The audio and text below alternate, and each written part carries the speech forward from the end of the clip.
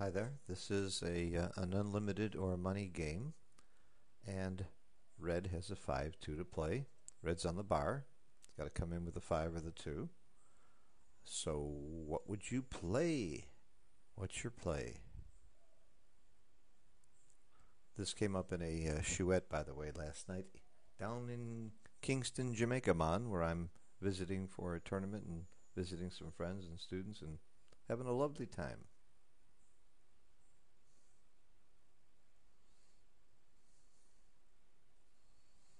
Okay, now I'm sure that you're being suspicious because it looks like you come in and go out to the bar. It looks like the normal play. But there's what's called the quiz factor. Why is Phil showing this to me if that is the right play? There must be something tricky going on here. Well, the answer is it's not tricky at all if you understand what we're trying to do with this position and this game. And what you're trying to do in any position is not just find a good checker play. Your goal is to find the best checker play, and the best way to find the best checker play is usually by putting a strong concentration on your game plan, by first thinking about should you be racing, priming, or hitting. Where are you most likely to have the strongest game? Which one of those three approaches to winning the game is most likely to win? Those are the only three ways we know to win a backgammon game. If you get your checkers around first and race, you win. And if you're not winning the race, you can still win by getting a shot, either now or later, and hitting your opponent to stop him from winning the race. And of course, you can also block your opponent with a prime. Well, in this game, you've got a lovely priming game, but you can't do anything about the prime right now. And it's still going to be a lovely priming game if you can stop this checker from escaping. You probably can't stop this checker. And if he rolls a 6 next time, this prime isn't going to do much for you. So you don't have any ammunition to improve this prime unless you can roll double ones and make the bar and make a solid 5 prime. That would be a great improvement, but that's asking a lot. In a racing game, the race is close. You're up 1 pip after the race, but clearly you have 4 interboard points and your opponent has 1. You have a superior hitting game. And in a hitting game is your best chance not only to win, but if you can get and hit shots here, because you have such a strong interboard, there could even be some gammons involved here for you. So a hitting game is your best game plan of all the 3 to choose from. So then you say to yourself, which play best supports a hitting game? And that isn't coming up to here. You know that's wrong by process of elimination because it makes it very easy for your opponent to go behind you. You have fewer places from which to get shots. Also, if you don't leave this checker back here, that's what I'm talking about. He can go behind you very easily. So coming up to here just doesn't really help a hitting game. If he rolls a 6 and makes this point, you're not going to be in much of a shape for a priming game or racing game. So, and if he doesn't roll a 6 and this checker gets trapped and he moves this checker or makes a point in the outfield or makes this point, you still want to be able to try and get a shot later. So you want to spread them out.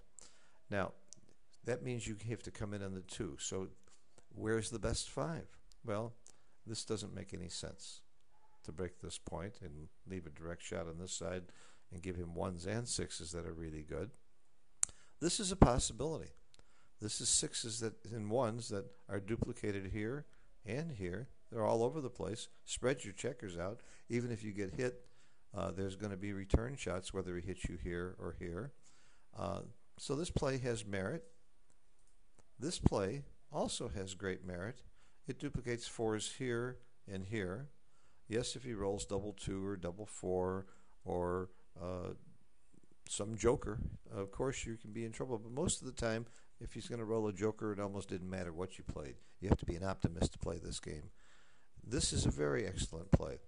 Let's see what our friend says. It's going to tell you to split. It's going to tell you that both of these plays are better than just coming out. And it's going to be just one of maybe 10,000 positions that have slapped me in the face to remind me about game plan. because over the board when this play was made, I didn't give it a lot of thought. In fact, I didn't even take a picture at the time. I just reconstructed it from memory when I got home, and which was early in the morning, so I may have gotten the position a little bit wrong, but the principle is still the same. Why is it taking so long? Because I hit plus plus.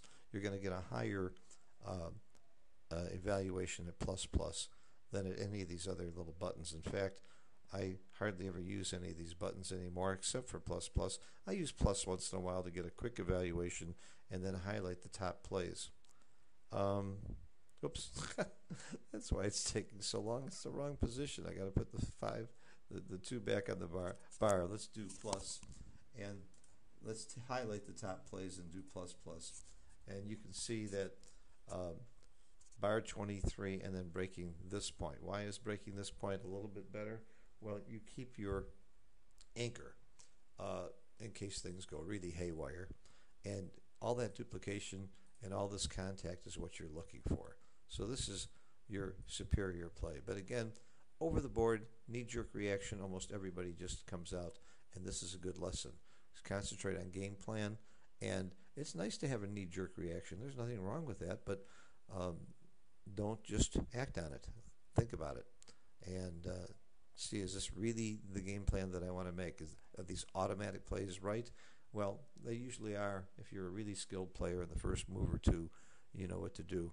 And they're usually automatic and work pretty conditioned. Sometimes even on the third move. So there are some plays that are automatic because you look around the board and there's really no other play, and you're just thrilled to get that roll, and it's the roll you were looking for. But even then, you better be careful and look around, because I can't tell you, even the great players make automatic plays, and then they pick up their dice and they say, oh my God, I didn't see that blot over there, or oops, I forgot to count the race. So the answer is game plan, game plan, game plan.